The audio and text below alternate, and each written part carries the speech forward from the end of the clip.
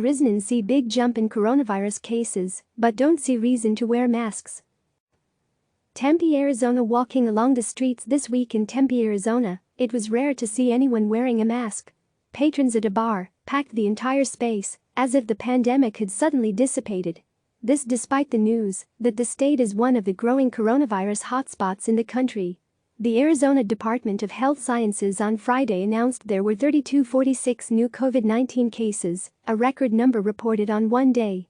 Arizona was one of the first states to reopen, but the impact of the virus is everywhere in Tempe as some businesses are still shut down.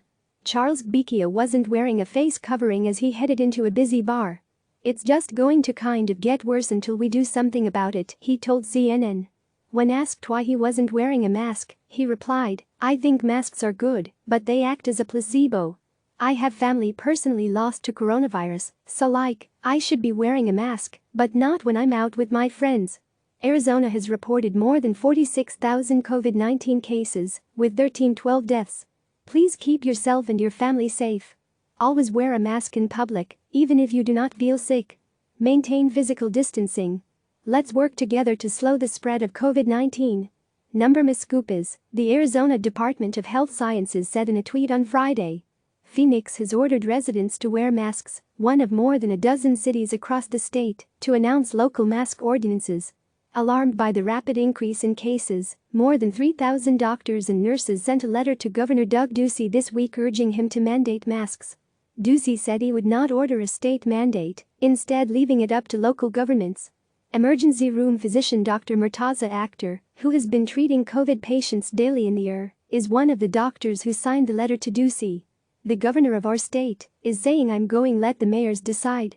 I mean, the mayors could potentially say, I'm going to let the neighborhoods decide, and as you can imagine, that breaks down pretty quickly," he said. Akhtar is upset with the people out and about who aren't wearing a mask.